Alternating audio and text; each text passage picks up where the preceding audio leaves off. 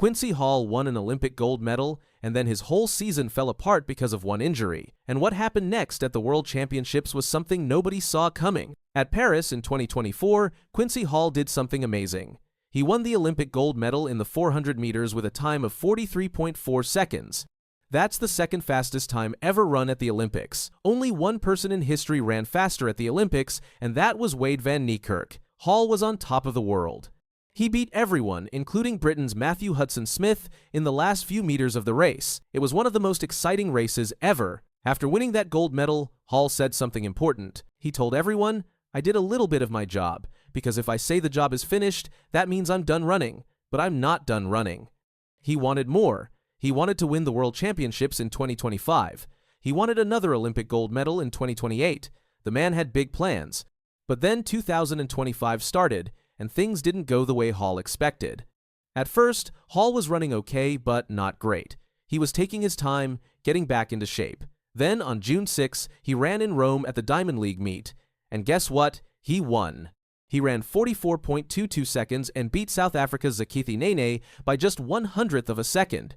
That's super close. Hall had to really fight for that win. He was behind early in the race, then he moved up, then he fell back a little, and then in the last few meters, he pushed hard and won right at the finish line. After the race, Hall seemed happy, but also like he knew he could do better. He said, "I've been working hard. We're coming there. By the end of the year, you are going to see something. I want to be the best. It is coming down.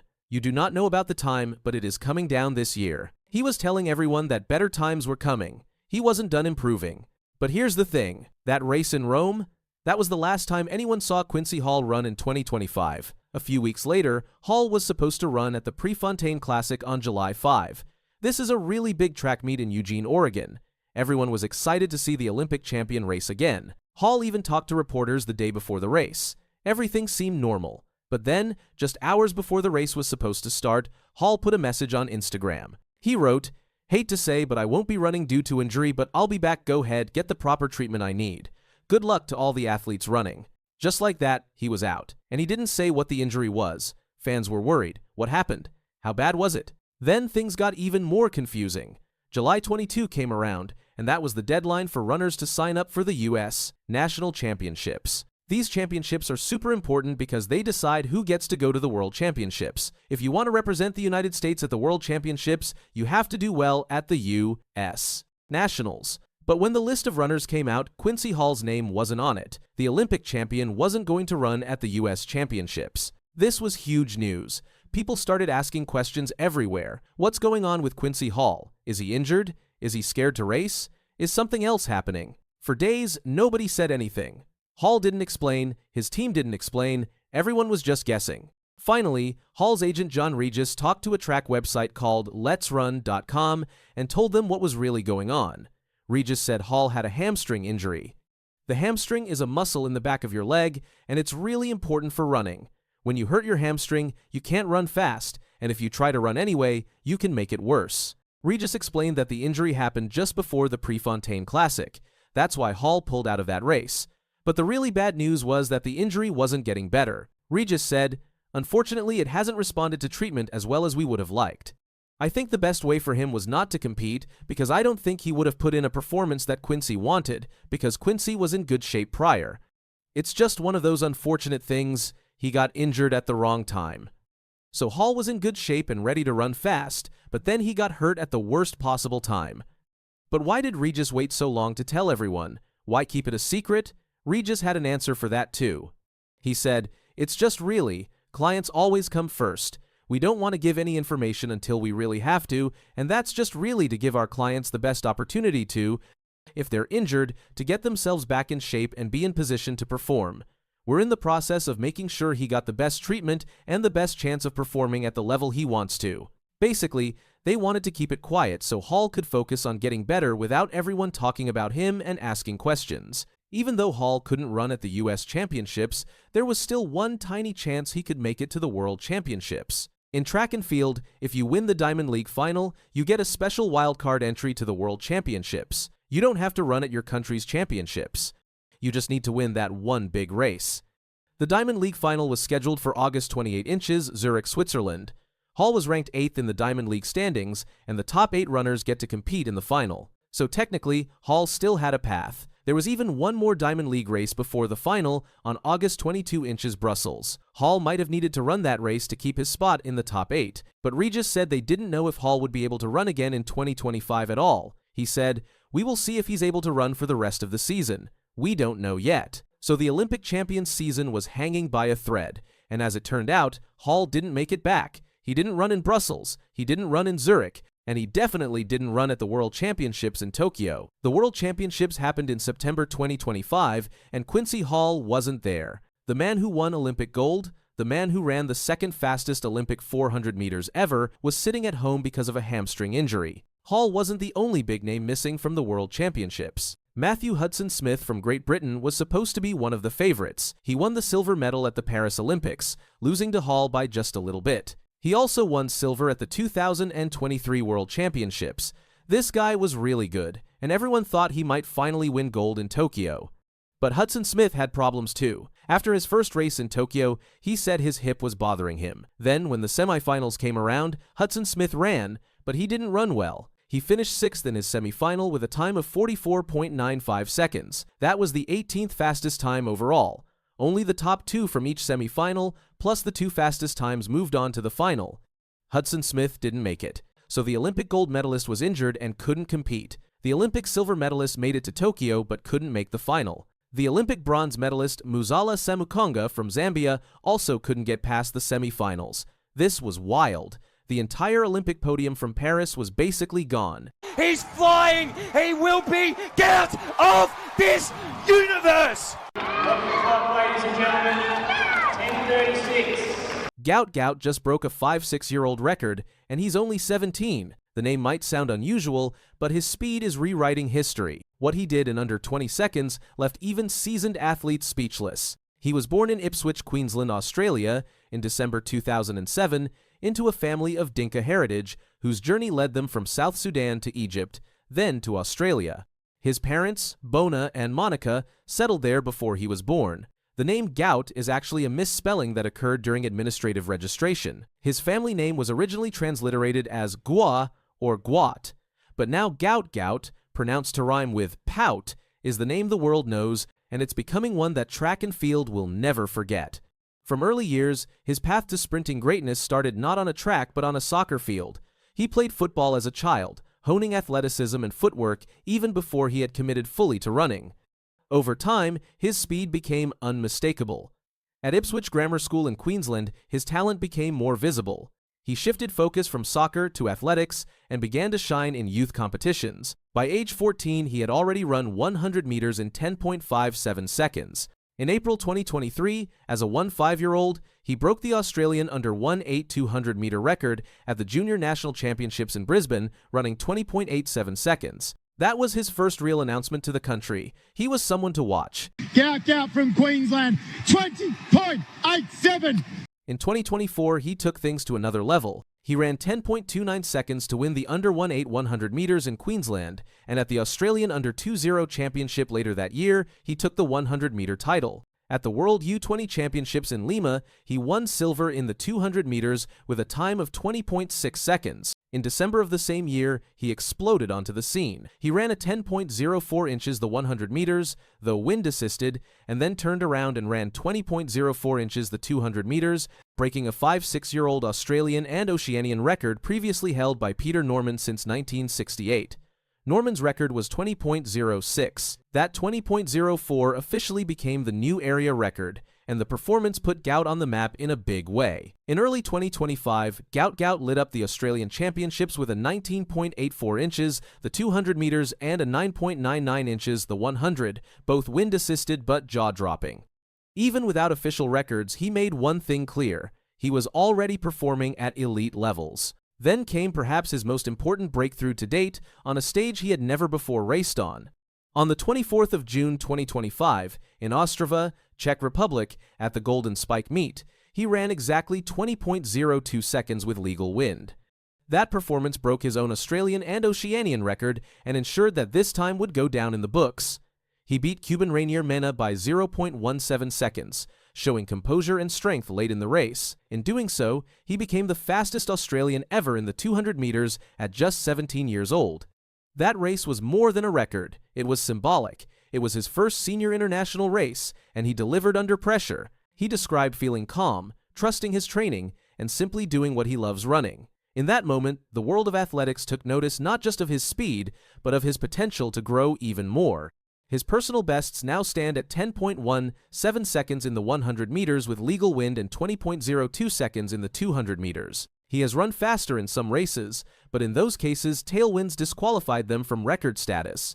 He also has a 400-meter time of 46.2 seconds. Because of those wind-assisted runs and his breakthrough, Australia named him to its team for the 2025 World Championships in Tokyo.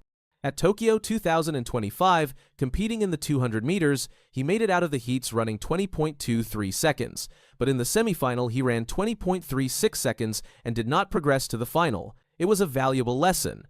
The world stage is different. Margins are tight, and consistency matters more than momentary brilliance. If you look at his strengths, they're clear. He has long strides, speed endurance, and an exceptional capacity to close strong, particularly from 100 to 200 meters. Many analysts compare him to Usain Bolt, especially in his build, ease, and raw speed at a young age. But Gout has also been vocal that he wants to be Gout, not a clone of someone else. He wants his own identity in the sport. With that comparison comes pressure. Expectations from media, fans, and even from within are enormous. People already speak of Olympic gold, world titles, and a legacy that can weigh on any teenager. How he handles defeat, inconsistency, injury, and the daily grind will define if he can transcend from prodigy to legend. Technically, the areas to refine are obvious. Startups need work. In elite sprinting, shaving off hundredths at the gun matters.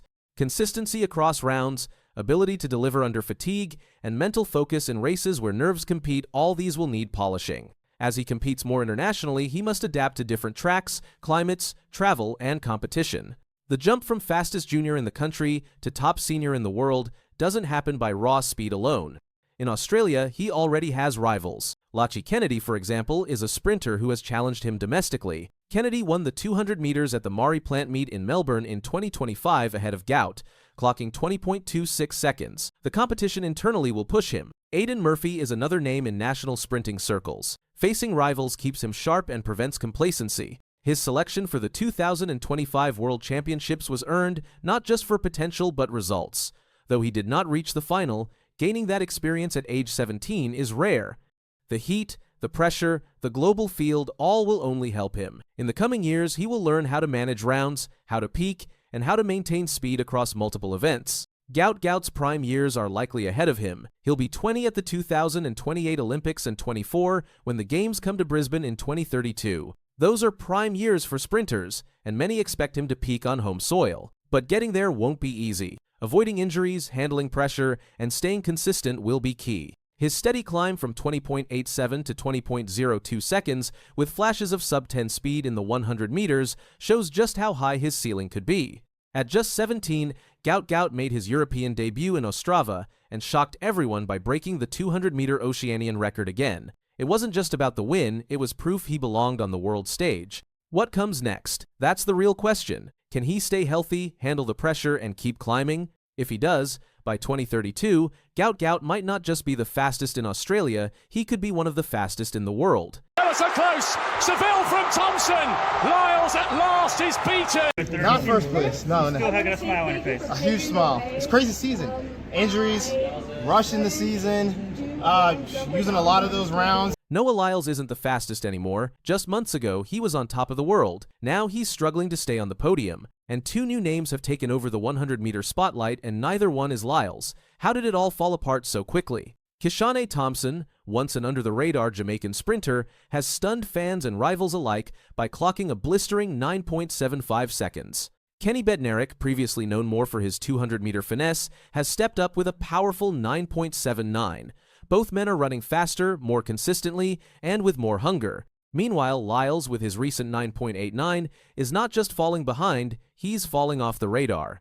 Noah Lyles was once crowned the world's fastest man, a title that came with weight, legacy, and global recognition. Known for his blistering pace in the 200 meters and growing dominance in the 100 meters, Lyles seemed unstoppable. But in the fast-moving world of elite sprinting, things change quickly. Now, a new wave of competitors is not just challenging him, they're outrunning him. Kishane Thompson and Kenny Bednarek have emerged as serious threats, leaving Lyles struggling to hold his position in a field he once ruled. At his peak, Lyles was unmatched in the 200 meters. His explosive finish, smooth technique, and charismatic presence made him a fan favorite and a consistent champion. In 2022 and 2023, he ruled the track, clocking a jaw-dropping 19.31 inches the 200 meters, the third fastest of all time.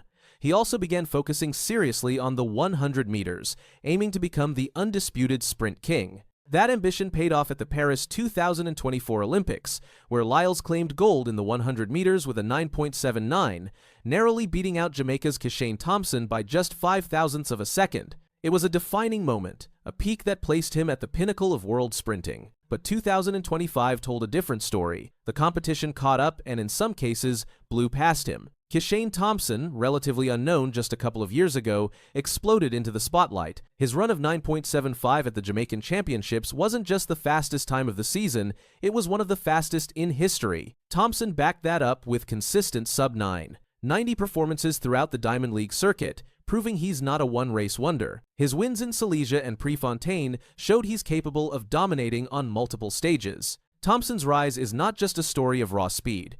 It's a story of timing, momentum, and relentless focus. In 2024, he nearly snatched Olympic gold from Lyles. In 2025, he came back stronger, faster, and more determined. His 9.75 placed him among the top sprinters in history, and his ability to win under pressure is quickly making him the new favorite in the 100-meter world. Then there's Kenny Bednarek. Unlike Thompson, Bednarek is no surprise contender. He's been steadily improving, especially in the 200 meters, where he's already proven himself with Olympic and world medals. But in 2025, Bednarek took a significant leap in the 100 meters. His performance at the U.S. Championships stunned the field. He clocked a 9.79, equaling Lyles' Olympic winning time. Even more impressive, he did it despite cramping up mid-race. That kind of grit speaks volumes. The dynamic between Bednarek and Lyles is also becoming one of the most talked-about rivalries in track and field. After Bednarek beat Lyles in the 200 meters at the U.S. Championships, tensions flared. Lyles pushed Bednarek at the finish line, a moment that sparked headlines and speculation about internal team friction. Bednarek later said he had no bad blood, but the gesture said plenty. It's not just about who's fastest anymore, it's about pride, ego, and legacy. Meanwhile, Lyles has been trying to maintain his footing. His best 100-meter time this year is 9.89, a solid number by most standards, but not enough in today's hyper-competitive environment. In a season where others are running 9.75 and 9.79 consistently, a 9.89 puts you in the middle of the pack. At the 2025 World Championships in Tokyo, Lyles managed to secure bronze in the 100 meters, but the gap was clear. Oblique Seville won gold with 9.77. Thompson took silver at 9.82, and Lyles' 9.89 wasn't enough to defend his status. That race might have marked the turning point. It wasn't just that Lyles lost, it was how decisively he was beaten. The confidence he once exuded has been replaced with a more cautious demeanor. His starts have been slower, his finishes less explosive, and his control over the race diminished. For a man who once claimed he'd go down as the greatest ever, the slip has been both swift and painful. But this isn't just about numbers on a stopwatch. It's about perception. Once you start losing races, the narrative shifts. Sponsors start wondering, fans start questioning, and rivals smell blood. Lyles now finds himself in the unfamiliar position of having to prove he still belongs at the top. His 200-meter dominance remains, but even that is under pressure as younger sprinters improve. To get back on top, Lyles needs to adjust fast. His starts have been inconsistent, often putting him at a disadvantage by the 30-meter mark. His top-end speed is still elite, but it's no longer enough to rescue him from a slow launch. Technically, he has to fine-tune his acceleration phase and clean up his transition to top speed. Mentally, he needs to rediscover the confidence that fueled his golden runs in 2022 and 2024. The challenge isn't just physical or technical, it's psychological. He's facing rivals who are faster, younger, and more fearless. Thompson has shown no fear of Lyles, beating him repeatedly in 2025. Bednarek has publicly stated his desire to be the best, and he's backed it up with results. Lyles, meanwhile, has struggled to find consistent footing. If Lyles wants to reclaim his place, the next few months are critical. He needs to win, and not just in the 200 meters. He needs to show he can beat the best over 100 meters again. That might mean adjusting his training, changing strategy, or simply finding a new mental edge. Whatever it takes, the window is closing fast. The sprinting world is moving on, whether Lyles is ready or not. Kishane Thompson is not waiting for permission, he's seizing every opportunity. Kenny Bednarek is no longer a side character, he's a legitimate contender. And with Oblique Seville, Ferdinand Omanyala, and other young sprinters entering the scene, the field is only getting more crowded.